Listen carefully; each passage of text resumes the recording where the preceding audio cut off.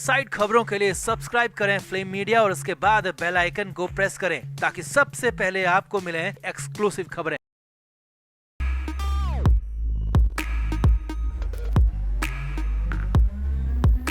नवाब मलिक को लेकर मची खलबली खत्म होने का नाम नहीं ले रही है। कभी कभी ही सही मगर मलिक को लेकर कई नेताओं की आवाजें आती ही रहती हैं। किसी ने मलिक पर हुई कार्रवाई को न सिर्फ राजनीतिक षड्यंत्र बताया बल्कि इसे बदले की कार्रवाई तक कहा, तो वहीं किसी ने इसे पुराने मामले में जबरन मलिक को घसीटने का आरोप लगाया। मगर अब तक किसी ने भी मलिक की अपनी पार्टी के मुखिया पर सवाल नहीं उठाए थे। जी हाँ, किसी ने भी अभी तक एनसीपी प्रमुख शरद पवार पर सवाल नहीं उठाए थे।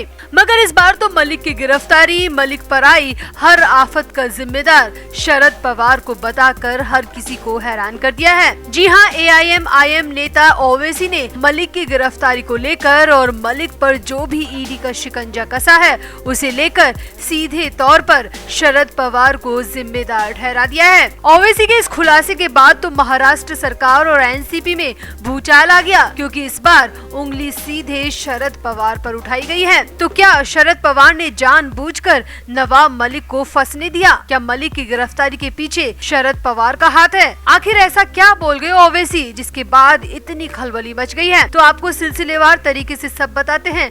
आप भी वीडियो को शेयर करें और ओवैसी की बातों से अगर आप सहमत हैं तो कमेंट बॉक्स में अपनी राय जरूर दें। तो ऑल इंडिया मजलिस ए इत्तेहादुल मुसलमीन यानी कि एआईएम के प्रमुख असदुद्दीन ओवैसी को तो आप सभी जानते ही होंगे। ओवैसी मुस्लिम नेता हैं, काफी इंटेलिजेंट होने के साथ ही बेहद तार्किक बातें भी करते हुए नजर आते हैं। जब भी कोई मुस्लिम मुद्दा होता है तो ओवैसी उस पर जोर शोर से बोलते हुए दिखाई देते हैं। अब उन्हीं ओवैसी ने नवाब मलिक की गिरफ्तारी को लेकर शरद पवार पर जो सवाल उठाए हैं वो काफी हैरानी भरे हैं। तो एआईएम चीफ असदुद्दीन ओवैसी हाल ही में महाराष्ट्र के भिवंडी में पहुंचे, जहां एक रैली को संबोधित करते हुए ओवैसी ने पहले तो बीजेपी सरकार और आरएसएस पर निशाना साधा और कहा कि केंद्र सरकार देश को बर्बादी की तरफ लेकर जा रही है। ओवैसी ने रैली में कहा कि देश में जहां विकास, एजुकेशन, अस्पतालों की बात होनी चाहिए, वहां लोगों के दिमाग में धर्म के नाम पर जहर बोया जा रहा है। हर तरफ हिंदू मुस्लिम मुद्दा उठाकर लोगों को भड़काया जा रहा है। जबरदस्ती लोगों को ऐसे मुद्दों में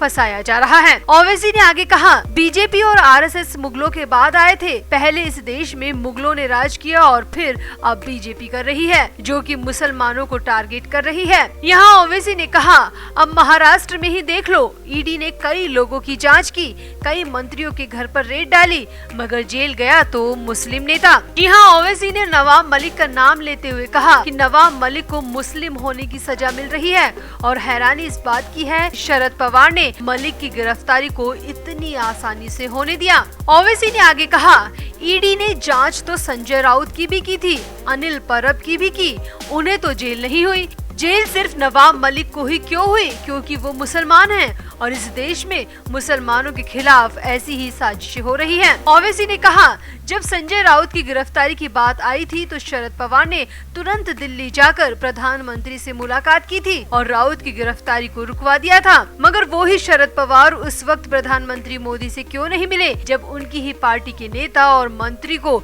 ईडी ने गिरफ्तार किया था? ओवैसी ने कहा कि शरद पवार ने भी मलिक को गिरफ्तार होने दिया क्योंकि मलिक एक मुस्लिम नेता है। अब ओवैसी ने इस दौरान एनसीपी के अध्यक्ष शरद पवार की जमकर खिंचाई की और उनसे सवाल किया कि उन्होंने नवाब मलिक की गिरफ्तारी पर प्रधानमंत्री नरेंद्र मोदी से मुलाकात क्यों नहीं की थी, जैसा कि उन्होंने शिवसेना सांसद संजय राउत के लिए किया था। ओवैसी ने इसी रैली के दौरान एनसीपी, शिवसेना और बीजेपी पर सामूहिक कटाक्ष करते हुए कहा कि बीजेपी, एनसीपी, कांग्रेस, एसपी ये सभी धर्मनिरपेक्ष दल हैं। उन्हें लगता है कि उन्हें जेल नहीं जाना चाहिए, लेकिन कोई मुस्लिम पार्टी का सदस्य जाए तो ठीक है। ओवैसी ने कहा कि एनसीपी प्रमुख शरद पवार प्रधानमंत्री मोदी से मिलने तुरंत चले जाते हैं जब उन्हें संजय राउत के खिलाफ कार्रवाई रोकने की बात की जाती है। मैं एनसीपी कार्यकर्ताओं से पूछना चाहता हूँ कि पवार ने नवाब मलिक के लिए ऐसा क्यों नहीं किया? क्यों उन्होंने नवाब मलिक और संजय राउत में इतना बड़ा भेदभाव कर दिया। ओवैसी ने कहा कि नवाब मलिक संजय राउत से कम है। मैं शरद पवार से पूछना चाहता हूं कि आपने नवाब मलिक के लिए क्यों नहीं बोला? क्या इसीलिए कि वो एक मुस्लिम नेता है? क्या संजय राउत और नवाब मलिक बराबर नहीं है? रैली को संबोधित करते हुए असदुद्दीन ओवैसी ने आगे कहा, भारत ना तो मेरा है, ना ही ठाकरे का और ना ही मोदी और शाह का।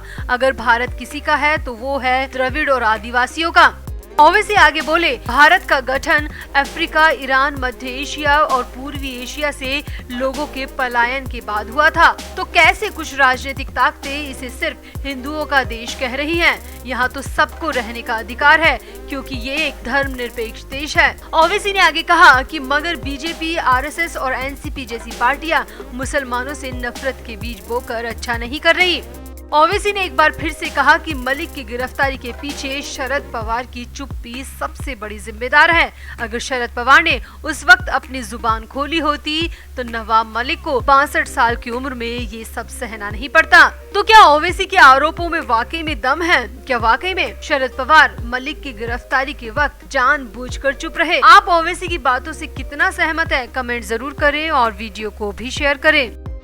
तो इस वक्त मुंबई स्थित बॉलीवुड और महाराष्ट्र की सरकार में आर्यन खान को क्लीन चिट मिलना टॉक ऑफ द टाउन बना हुआ है। हर कोई शाहरुख खान के घर बधाई लेकर पहुंच रहा है। आर्यन खान को एकदम से फिर से हीरो बनाने की कोशिश की जा रही है। सबूतों के अभाव में बरी हो जाना या क्लीन चिट मिलने का मतलब ये कभी नहीं होता कि गुनाह नहीं किया गया होगा, बल्कि इसका मतलब ये होता है कि हो सकता है आर्यन खान भी गुनाह में शामिल हो, बस उनके खिलाफ सबूत नहीं मिले और इसीलिए आर्यन को क्लीन चिट देनी पड़ी। वरना भला ऐसा कहाँ हो सकता है कि कोई कोयले की कोठरी में जाए और बिना दाग के वापस आ जाए। खैर, फिलहाल बात हो रही है कि आखिर आर्यन को क्लीन चिट मिलते ही कैसे महाराष्ट्र की सरकार और पार्टी के लोग भर के नवाब मलिक की तारीफें कर रहे हैं। अब शिवसेना सांसद संजय राउत ने भी मलिक की तारीफों के जमकर कसीदे पढ़ दिए। राउत ने नवाब मलिक को आर्यन खान मामले में बधाई दी, साथ ही साथ क्रूज ड्रग केस के पीछे के फर्जीवाड़े को उजागर करने के लिए भी बधाई दी। संजय राउत ने उस फर्जीवाड़े को सबके सामने लाने के लिए मलिक की जमकर सराहना की।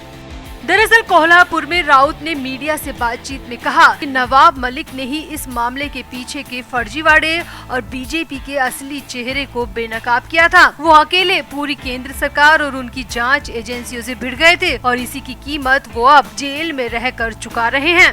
संजय राउत ने आगे कहा, मैं नवाब मलिक को इस मामले के फर्जीवाड़े और इसके पीछे के तमाशे को उजागर करने और इसे तार्किक अंत तक ले जाने के लिए बधाई देता हूं। उन्होंने बीजेपी की साजिशों का पर्दाफाश किया, जिसकी कीमत वो और उनका परिवार चुका रहा है। अब मीडिया कर्मियों ने संजय राउत से पूछा कि क्या शिवसेना एनसीबी अधिकारी समीर वानखेड़े के खिलाफ कार्रवाई की मांग करेगी, तो इस पर संजय राउत एकदम चुप हो गए और कुछ सोचते हुए बोले, हमें मांग क्यों करनी चाहिए? क्या सरकार नहीं देख सकती कैसे उन्होंने एक लड़के को झूठे मामले में फंसाया और उसकी जिंदगी तबाह कर दी? राउत ने कहा कि 23-24 साल के लड़के को 1 महीने जेल में रखना और मानसिक प्रताड़ित करना अपने आप में एक अपराध है और सरकार को ये सब दिख रहा है, तो सरकार को ही समीर वानखेड़े के खिलाफ जांच करनी चाहिए। राउत ने कहा कि नवाब मलिक पर भी जो आरोप लगाए गए हैं वो दशकों पुराने हैं। जब ये पीएमएलए एक्ट अस्तित्व में भी नहीं था, तब के मामले में फर्जी तरीके से मलिक को फंसाया गया है, जिसकी वजह साफ है कि मलिक ने आर्यन खान मामले में बीजेपी और एनसीबी को आईना दिखा दिया था। मलिक ने जिस फर्जीवाड़े का पर्दाफाश किया था वो अब सबके सामने आ चुका है और मलिक के साथ जो कुछ भी हो रहा है वो भी एक न एक दिन सबके सामने आ ही जाएगा।